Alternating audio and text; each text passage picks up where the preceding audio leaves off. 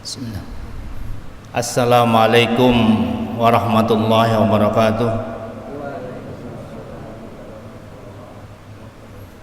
Alhamdulillah nahmaduhu wa nasta'inuhu wa nastaghfiruh wa na'udzu billahi min syururi anfusina wa sayyiati a'malina. May yahdihillahu fala mudhillalah wa may yudlilhu fala hadiyalah. Asyhadu an la ilaha illallah wa asyhadu anna Muhammadar Rasulullah. Allahumma salli ala Rasulillah wa ala alihi wa ashabihi wa man tabi'a hudahu wa walah. Amma ba'du fa ya ibadallah, usikum wa nafsi bi taqwallah faqad fazal muttaqun. Jamaah salat subuh rahimakumullah, kita bersyukur kehadirat Allah SWT pada pagi ini kita bisa menunaikan sebahagian tugas ibadah kita kepada Allah. Semoga Allah menerimanya sebagai amal saleh dan ibadah kita yang Allah ridhoi. Amin ya rabbal alamin. Mari kita awali kajian pagi ini dengan sama-sama berdoa kepada Allah Subhanahu wa taala. Bismillahirrahmanirrahim.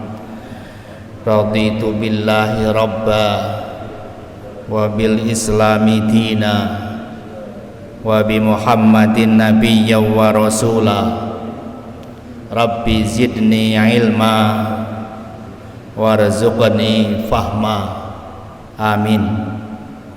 Baik ibu dan bapak sekalian, di kesempatan yang lalu sudah kita sampaikan betapa kita harus begitu hati-hati, waspada menjaga akidah kita.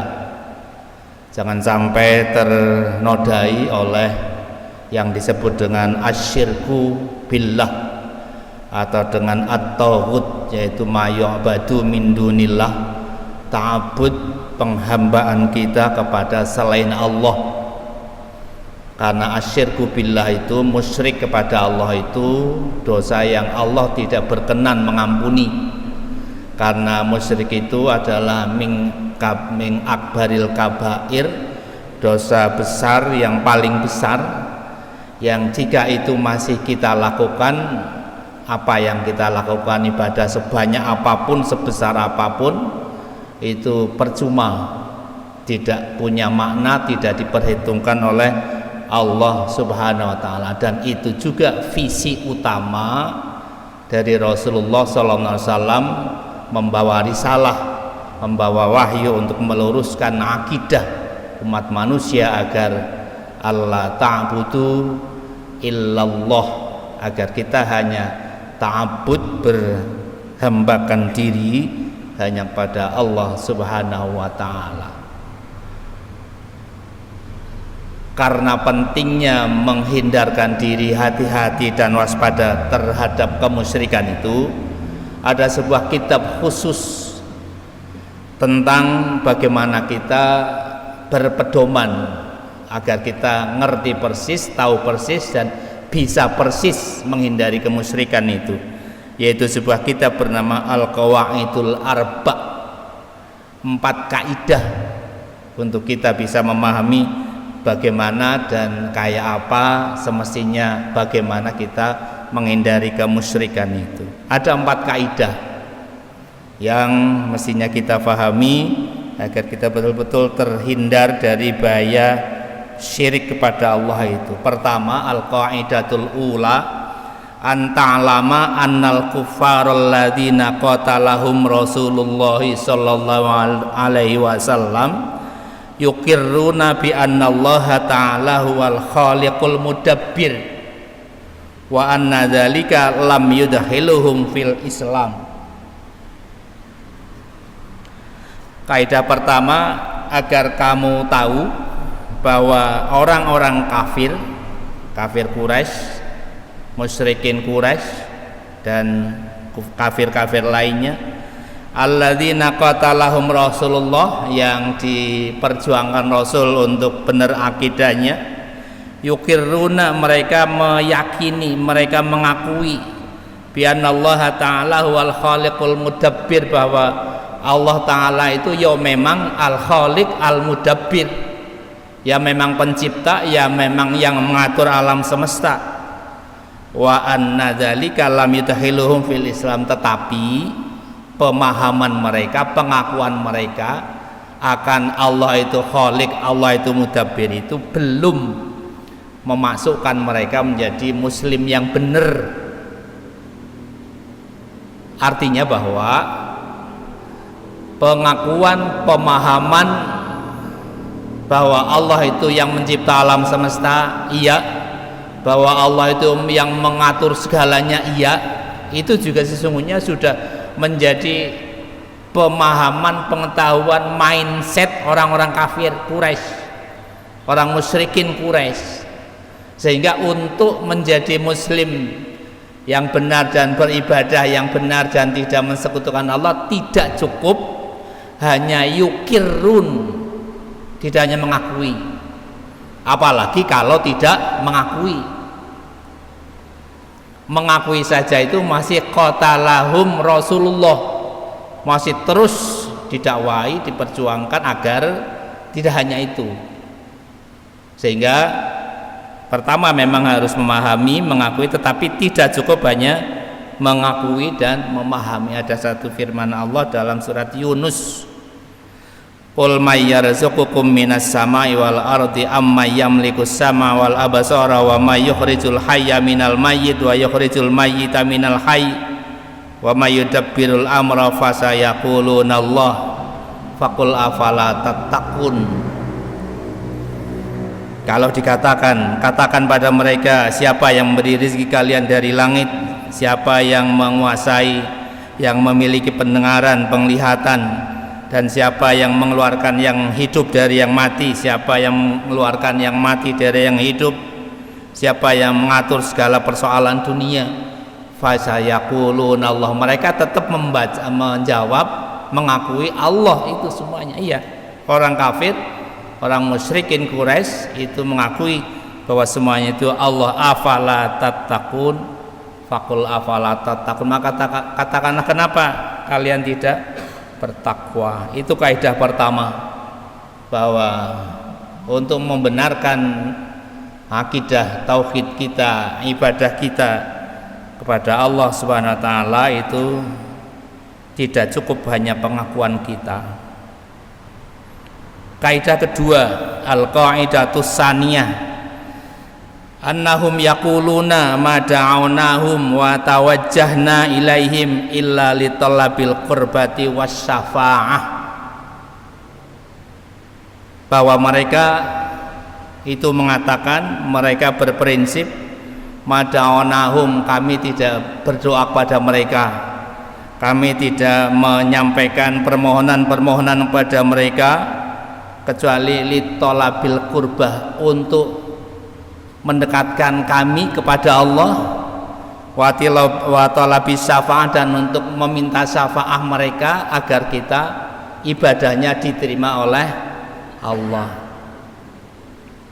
Bahwa orang-orang musyrikin itu beribadah, itu berdoa, itu menyampaikan tawajuh pada para pemimpin mereka, para kiai mereka, para ulama mereka, itu niatnya bukan ibadah kepada mereka, itu niatnya bukan berdoa kepada mereka, tetapi nawa itu orang-orang musyrikin itu adalah takarrub wa tatlubus syafa'ah.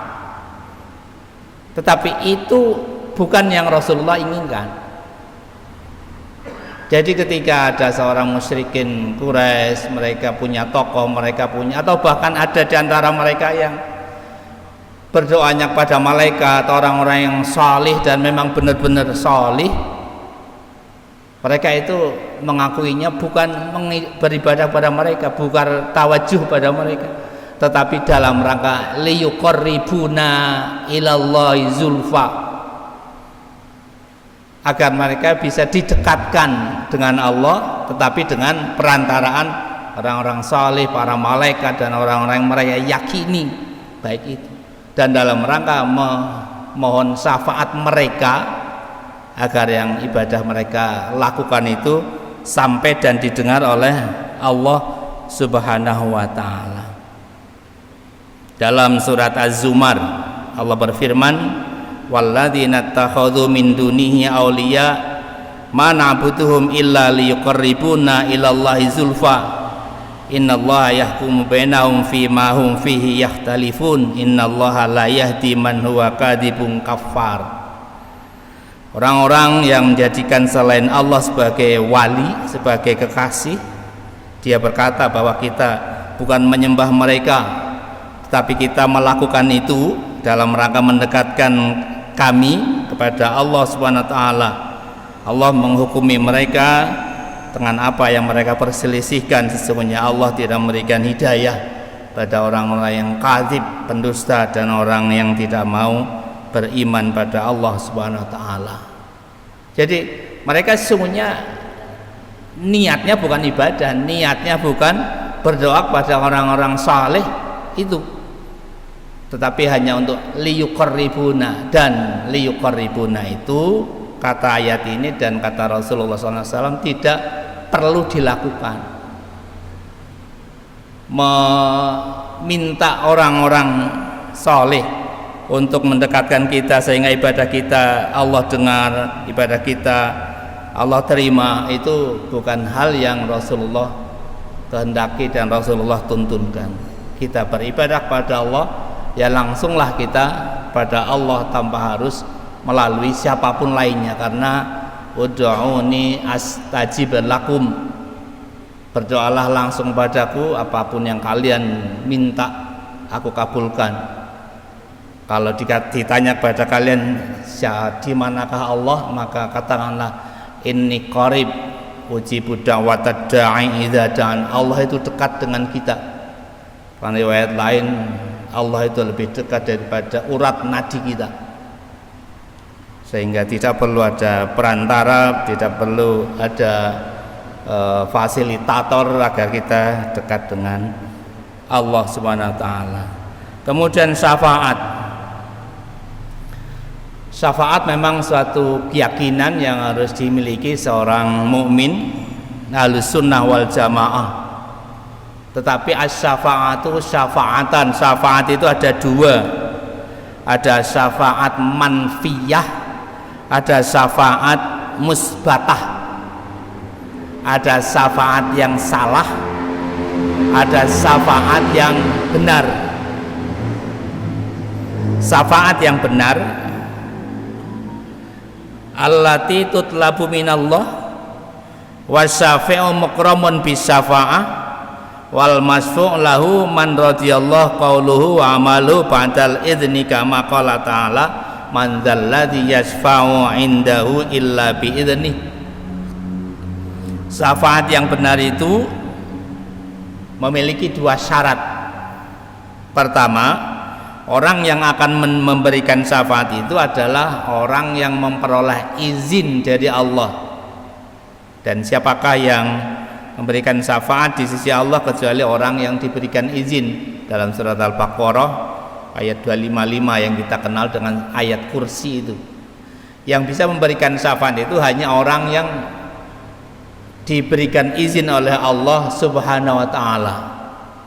Syarat kedua, orang yang diberikan syafaat adalah orang yang diridhoi oleh Allah, yaitu orang-orang yang tauhidnya benar, tidak tercampuri oleh syirik, tetapi dia mendapatkan kesulitan hisab di hadapan Allah karena melakukan kemaksiatan selain kemaksiatan syirku billah. Sehingga kalau syarat kedua misalnya orangnya ya ta'abbud pada selain Allah, memusyrikan Allah, betapapun dia mungkin juga maksiatnya kecil, dia tetap tidak akan bisa memperoleh syafaat dari Allah Subhanahu wa taala. Siapapun yang memberi syafaat adalah orang yang diberikan izin, dan yang kedua yang memperoleh syafaat adalah orang yang tetap akidahnya akidah yang benar.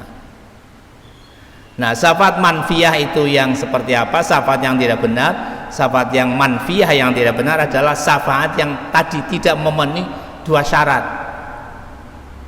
Orang yang sembarang orang yang memberi syafaat atau mengaku bisa memberikan syafaat. Yang kedua, orang yang akan meminta syafaat adalah orang yang al-isyraku, mensekutukan Allah Subhanahu wa taala. Sehingga ketika kita punya harapan atau bermohon pada Allah syafaat, lakukan yang seperti tadi kita sampaikan, jangan sampai al-isyraku billah, dan kita memohonnya melalui orang yang memang Allah berikan izin untuk bisa memberikan syafaat. Yang jelas kita sudah tahu dasarnya dan bisa memberikan syafaat adalah Rasulullah Sallallahu Alaihi Wasallam. Dan kita berdoa untuk bisa memperoleh syafaat setiap kita selesai mendengarkan kumandang azan. Kita memohon Allah untuk diberikan syafaat. Sedangkan yang lain-lain selain Rasulullah tidak ada dasar yang dalil yang mungkin bisa kita pahami bahwa mereka itu adalah orang-orang yang mendapatkan izin dari Allah memberikan syafaat. Sehingga umpama pun ada katakanlah ustadz, ulama yang meyakinkan kita bahwa si A, si B, si C, si D itu asy-syafi', pemberi syafaat, mungkin perlu kita pelajari lebih dalam apakah betul para beliau itu memang bisa memberikan syafaat pertolongan pada kita. Yang jelas kita sudah yakin ada dalilnya, asy-syafi' yang akan memperoleh izin dari Allah adalah Rasulullah Sallallahu Alaihi Wasallam. Makna syafaat yang sesungguhnya, bukan makna syafaat yang lainnya seperti Al-Quran juga bisa memberikan syafaat dan sebagainya, bukan makna itu ya. Syafaat yang dimaksudkan di sini. Kaidah ketiga, annan nabiyya zahara ala unasin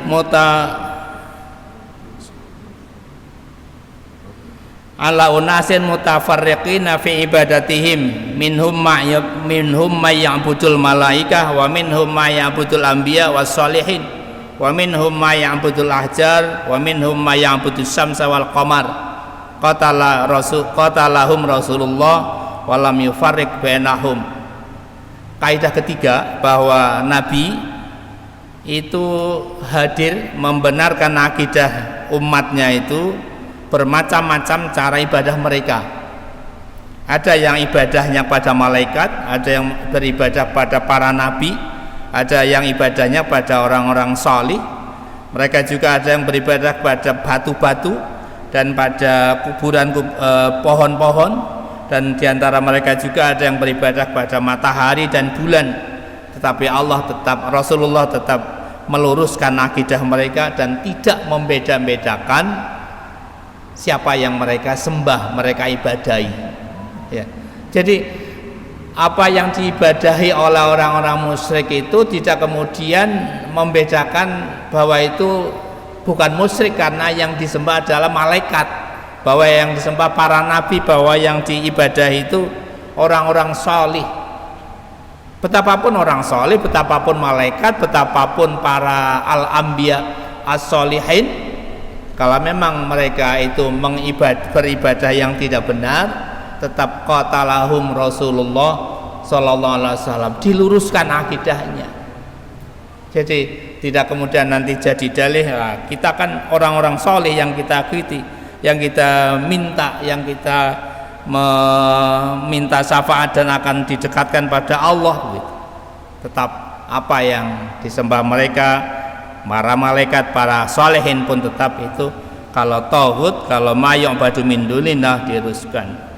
Dalam surat Yusuf ayat 39-40 Allah berfirman, arbabun mutafarriqun khairun amillahul wahidul qahar ma ta'buduna min duni illa asma'an sammaitumuha.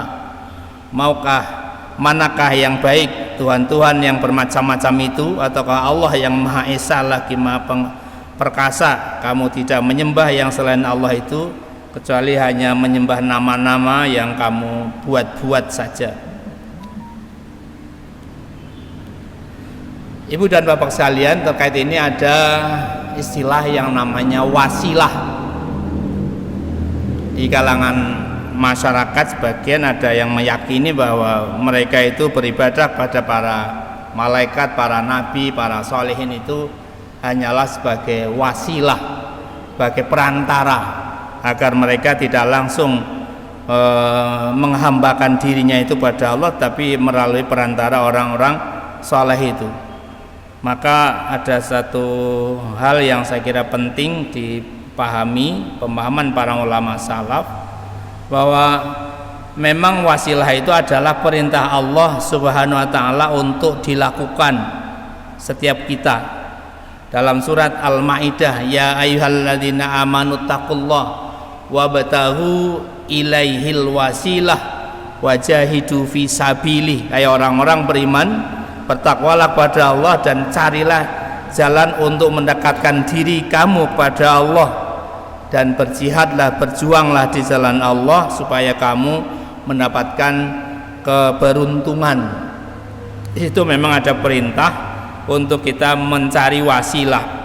Tapi para ulama berpendapat, bersepakat bahwa dimaksud wasilah itu adalah al-amalut ta'ah, at-ta'atu billah. Yang dimaksud wasilah adalah ketaatan kita kepada Allah Subhanahu wa taala, bukan para wali, bukan para orang-orang solih, bukan orang-orang yang sudah mati, sebagai perantara kita semuanya mendekatkan diri kita kepada Allah Subhanahu wa taala. Contoh konkret yang sudah pernah dilakukan para orang-orang soleh terdahulu adalah orang-orang yang terjebak di gua, 3 orang, di mana dia tidak bisa keluar dari gua itu. Kemudian dia berdoa pada Allah, dia sampaikan pada Allah, ya Allah, saya telah melakukan ABCD amal-amal soleh kita, berikanlah kami pertolongan ya Allah untuk selamat dari musibah ini.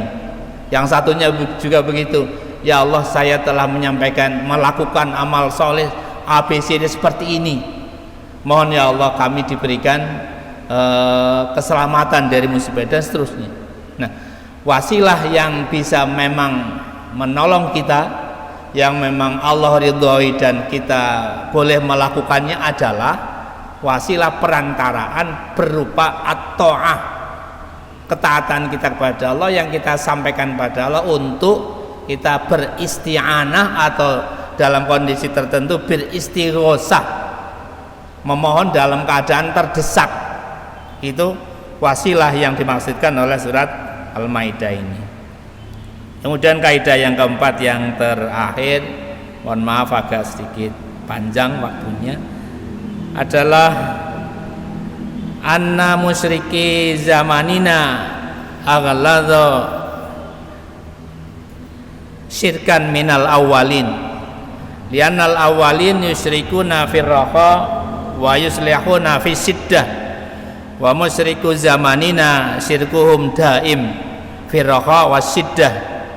Kalau Allah Ta'ala faida raqibu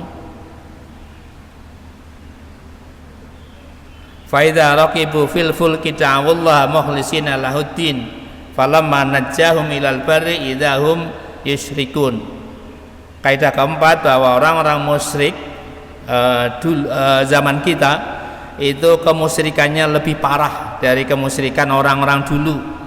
Karena orang-orang dulu, orang-orang zaman ya al-awwalun, itu mereka musyrik pada Allah kalau dalam keadaan ar-raha, dalam keadaan yang senang, tetapi mereka benar tauhidnya, mereka ikhlas kalau dalam keadaan genting atau membahayakan.